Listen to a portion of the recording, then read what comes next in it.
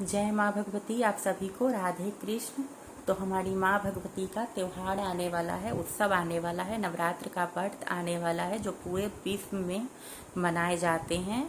और ये ऐसा एक व्रत है जिसे करने से मनुष्य के सभी प्रकार के कष्ट जो है सो नष्ट होते हैं, सभी प्रकार के पाप नष्ट होते हैं। अनजाने में भी अगर कोई नवरात्र का एक दिन का भी फास्ट कर ले तो उसे दूसरे जन्म में उसका फल प्राप्त होता है। तो ये नवरात्र का महत्व है और नवरात्र का कहानी बहुत ही बड़ा है, तो वो हम आपको सुना तो नहीं सकते हैं, लेकिन चलिए हम आपको बताते हैं कि नवरात्र कब से स्टार्ट हो रहे हैं, क्या नवरात्र का तिथि रहेगा, भगवती का आगमन किस वाहन से हो रहे हैं और प्रस्थान किस वाहन से भगवती कर रही हैं।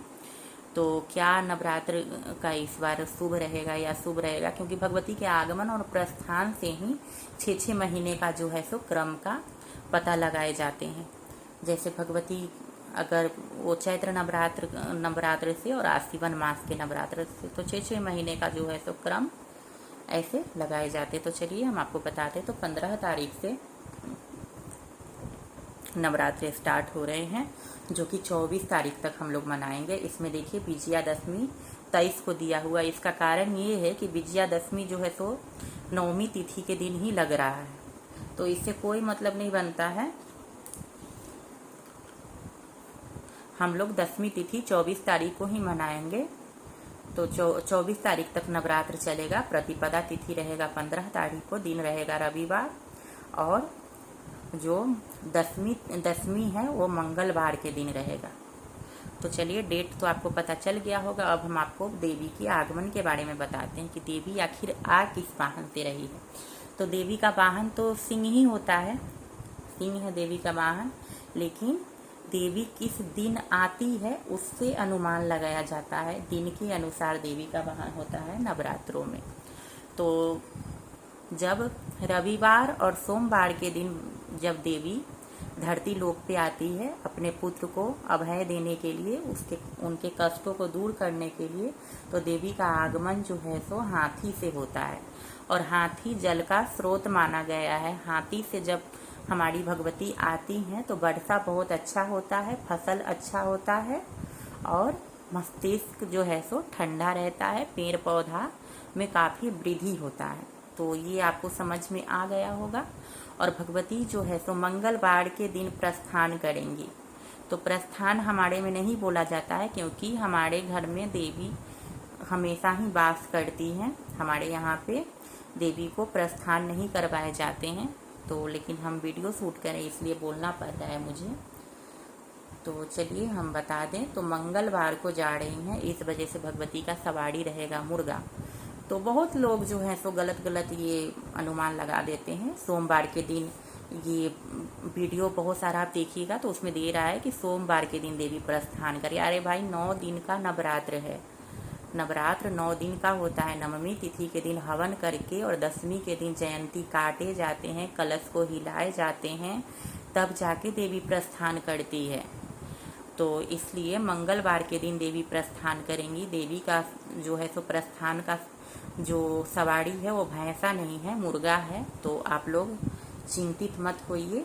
तो देवी हर रूप में फलदायी हैं और हर रूप में देवी सर्वश्रेष्ठ है, हर रूप में देवी सुंदर हैं। और माता जो होती हैं सो कभी भी कुमाता नहीं हो सकती हैं। उनकी नज़र में जो पुत्र है वो उनका पुत्र ही रहता है। इसलिए जो है सो नवरात्र का जो व्रत है ज़्यादातर पुरुषों को करना चाहिए, क्योंकि पुत्र माता को बहुत ही ज़्यादा प्रिय होता है इस वजह से। और ज़्यादातर पुरुष ही नवरात्र का व्रत करते हैं। और जो दुर्गा सप्तशती भी लिखे हुए हैं वो भी पुरुषों के लिए ही लिखा गया है। उसमें दिया हुआ है लास्ट में कि हे भगवती आप मुझे वह पत्नी प्रदान करें जो मेरी इच्छा की अनुकूल हो और इस भयानक संसार रूपी समुद्र से मुझे तारने वाली हो। तो ये जो है सो पुरुषों के लिए लिखा गया है। और यहाँ पे जो महिलाएं होती हैं वो चेंज करके वो पढ़ती हैं वो अपने अनुसार। तो चलिए इतना तो टॉपिक मैंने क्लियर कर दिया कि भगवती का आगमन क्या रहेगा, प्रस्थान क्या रहेगा, नवरात्र का डेट क्या रहेगा। तो ये तो हमने बता दिया आपको। 9 दिन का पूरे नवरात्र है, कोई खंडित नहीं है। बीच में 10वीं लग रहा है, उससे कोई मतलब नहीं है। हम लोग का जो पारण है वो 24 तारीख को ही होगा। नवमी के दिन कभी भी नमक नहीं खाने चाहिए। बहुत सारे लोग होते हैं 9 दिन का नवरात्र करते हैं और नवमी के दिन ही नमक खा लेते हैं। ये बीच में ही व्रत को खंडित करना हो जाता है। तो दशमी के दिन ही पारण किया जाता है। उसी दिन जो भी ब्राह्मण आपके यहाँ पे दुर्गा सप्तशती का पाठ करवाए हैं, तो हमारे यहाँ पे ब्राह्मण द्वारा भी पाठ करवाए जाते हैं और हम लोग खुद भी करते हैं, क्योंकि ब्राह्मण तो पाठ करेंगे ही। ब्राह्मण संस्कृत में पाठ करते हैं और हम लोग हिंदी में पाठ करते हैं। तो जब नवरात्र का जो भी व्रत करते हैं उनको पाठ करना बहुत ही ज़रूरी होता है। तो ब्राह्मण भी पाठ करें और खुद भी पाठ करें। तो उनको भोजन करा के, उनको वस्त्र दान दे करके, दक्षिणा दे करके, और फिर उनका चरण स्पर्श करें। अपने घर में जो भी श्रेष्ठ लोग हैं सभी का चरण स्पर्श करें। उसके बाद आप खाने को बैठे। ऐसा नहीं है कि व्रत कंप्लीट हुआ और खाने के लिए कूद कूद के गिर रहे हैं, ऐसा लग रहा है जैसे कि। तो उस टाइप का अगर आपका मन अगर एकाग्रह नहीं है तो ऐसे नहीं करना चाहिए। थोड़ा सा अपने मन पे संयम रखें और अच्छे से देवी का पूजा करें। तो ये है। और बहुत सारे लोग लगभग सभी के घर में नवरात्र का व्रत तो किए ही जाते हैं। और हमारे जो तिरहुत प्रमंडल में जो नवरात्र करने का जो विधान है काफ़ी अलग है और काफ़ी नियम निष्ठा के साथ किए जाते हैं। तो ये जो भी हमने विधि बताया है ये नवरात्र का बताया है। हमने दुर्गा पूजा उत्सव के बारे में नहीं बताया है, क्योंकि बंगाल में नवरात्र नहीं उत्सव मनाए जाते हैं। वहाँ पे दुर्गा पूजा मनाए जाते हैं। वहाँ पे 5 या 6 दिन का ही दुर्गा पूजा होता है।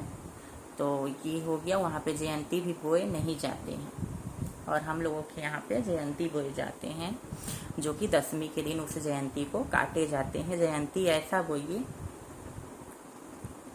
कि पूरा कलश ढक जाए और अच्छे से जयंती का सेवा कीजिए। और वही तो 9 दिन का जो प्रताप जो होता है वो दिखता है कि कितना आपने उसको सींचा है अपने ध्यान से। तो जितना आपका जयंती अच्छा उगेगा उतना अच्छा माना जाता है। तो 9वां दिन वो काटे जाते हैं। सॉरी, दशमी के दिन जो है तो जयंती काटे जाते हैं, माफ़ कीजिएगा। तो ये हो गया। और इसी में आपको हम बता दें कि 3 तरीके का पूजा करने का विधान है। किसी किसी के यहाँ पे पंचमी पूजे जाते हैं। तो पंचमी पूजा हमारे यहाँ पे होते हैं। पंचमी के दिन से भगवती को दीप जलाने का परंपरा है। भगवती घर में जो है तो पंचमी के दिन से दीप जलते हैं। बहुत सारे दीप जलाए जाते हैं और पंचमी के दिन विशेष पूजा किए जाते हैं उस दिन। और उसके बाद जो होता है वो नवमी पूजे जाते हैं। बीच में जो सप्तमी और अष्टमी ये 2 दिन का जो पूजा है विशेष हमारे यहाँ पे ये 2 पूजा का ये प्रधानता नहीं है।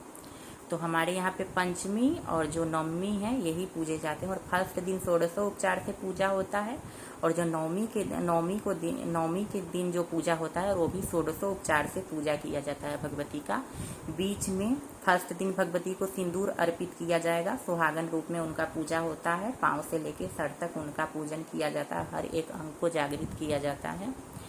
और बाकी बीच में जो है तो पंचोपचार से पूजा चलते हैं। बीच में सिंदूर भगवती को नहीं अर्पित किए जाते हैं। बीच में कुमारी रूप एक कन्या रूपी भगवती बन जाती हैं। और भगवती को जो है तो नवमी के दिन जो है तो सुहागन रूप में उनका पूजा होता है। तो प्रॉपर हमारे यहाँ पे भगवती के मांग में सिंदूर भरे जाते हैं। तो उस दिन सुहागन रूप में भगवती का पूजा होता है। तो ये आप समझ गए होंगे। तो ये सब जो परंपरा है वो आपकी कुल देवी या कुल देवता के अनुसार बने होते हैं, या फिर जो भी आपके बुजुर्ग बड़े जो पूजा करते हैं वो ये परंपरा बनाए होते हैं। सभी के घर का अलग अलग होता है। हमारे घर का है वो हम आपको बता रहे हैं। बाकी जरूरी नहीं है कि सभी के घर का विधान यही हो। तो इस अनुसार पूजन किए जाते हैं भगवती का। और नवरात्र में काफ़ी विशेष पूजन करने का परंपरा है। तो इसलिए आप लोग अच्छे से भगवती का पूजन कीजिए और अच्छे से दीप प्रज्वलित कीजिए, आरती गाइए, शंख बजाइए, घंटा बजाइए और अच्छे से सुगंधित धूप दीप नैवेद्य से भगवती का पूजन कीजिए। तो ये तो हो गया। और क्या बताएं, तो इसी में हम थोड़ा सा आपको हम बता दें कि कुछ जो है तो प्रिपरेशन चालू हो गया। तो ये देखिए, ये भगवती का नवरात्र के लिए कपड़े बन रहे हैं। अभी कंप्लीट नहीं है, लेकिन जितना भी है उतना हम आपको दिखाते हैं। थोड़ा बहुत ही दिखाएंगे अभी इसी में। ये देखिए, तो ये भी फिक्स नहीं है कि फर्स्ट दिन ये पहनाए जाएंगे या नवमी के दिन, क्योंकि और भी कपड़े जो है तो ऑर्डर किए गए हैं, अभी आते हैं। फिर उसके बाद हम आपको अच्छे से ये बन जाएंगे तो फिर आपको दिखाएंगे। तो 2 दिन वस्त्र चेंज करेंगे। फर्स्ट दिन जो वस्त्र पहनाएंगे और फिर उसके बाद नवमी के दिन वस्त्र चेंज किए जाएंगे। तो फर्स्ट दिन का जो भी उनका ज्वेलरी रहेगा वो सब आर्टिफिशियल पहनाएंगे, और लास्ट दिन जो भी ज्वेलरी धारण करेंगी हमारी भगवती वो गोल्ड और सिल्वर का पहनेंगी। तो उसी अनुसार कपड़े का भी टच देना होता है। तो ज़्यादातर गोल्ड सिल्वर ये सब सिल्क के कपड़े पे अच्छे लगते हैं। तो देखते हैं कि किस अनुसार इस बार भगवती श्रृंगार करवाती हैं। सब तो वही करवाती हैं, हम कौन होते हैं करने वाले, वो चाहती हैं तो सब हो जाता है। तो इस बार हम गांव जा रहे हैं नवरात्र करने, इस बार शहर में नहीं करेंगे क्योंकि मेरा तबीयत नहीं ठीक है, हमसे हो नहीं पाएगा इतना सब, इस वजह से। और मेरे यहाँ काम वाली आती थी, वो नहीं आती है, नहीं तो वो रहती तब तो कोई दिक्कत ही नहीं था। वो सब कार्य जो भी पूजा पाठ का था वो सब वो कर देती थी, लेकिन इस बार वो नहीं है। तो कन्या पूजन का जो भी भोजन ये सब बनाना होता है तो वो हमसे नहीं बनेगा। और नवरात्र का व्रत करें और कन्या पूजन अगर नहीं किया तो नवरात्र का कोई फल प्राप्त नहीं होता है। तो इसलिए हम इस बार गांव जा रहे हैं। भगवती साथ में जाएंगी गांव में, और पिंडी रूपी भगवती वहाँ पे स्थापित हैं। तो उसी भगवती के गह्वर में भगवती का पूजन अर्चना किए जाएंगे। और बाकी थोड़ा बहुत तो क्लिप आप लोग के साथ शेयर करेंगे ही। और बहुत सारा खरीदारी अभी बाकी है, पूजा पाठ का अभी हुआ नहीं है। तो पंचमी तिथि के दिन जब हमारे बाबा और दादी का पिंडदान हो जाएगा फिर उसके बाद खरीदारी चालू किए जाएंगे, क्योंकि आज से हमारे घर में जो है सो ये पूजा पाठ जो भी भगवती का होता है, भोग लगते हैं, लेकिन पिंडी का पूजा रुक जाता है हमारे यहाँ पे। अगर आपके यहाँ भी होते होंगे तो कमेंट कीजिएगा ऐसा। तो ये 5 दिनों का जो क्रम होता है इसमें भगवती का पूजन हमारे यहाँ पे नहीं किए जाते हैं। उनको भगवती घर में पर्दे लग जाते हैं। जब पंचमी तिथि के दिन जब हमारे बाबा और दादी का पिंडदान हो जाएंगे फिर उसके बाद प्रॉपर भगवती का पूजन उसी दिन से स्टार्ट किया जाएगा। तो चलिए, आप सभी को जय माँ भगवती, राधे कृष्ण। मिलते हैं फिर अगले वीडियो में, और नवरात्रि से रिलेटेड और भी वीडियो जो भी मुझे समझ आएगा वो हम अपलोड करते रहेंगे। तो जय माँ भगवती, राधे कृष्ण।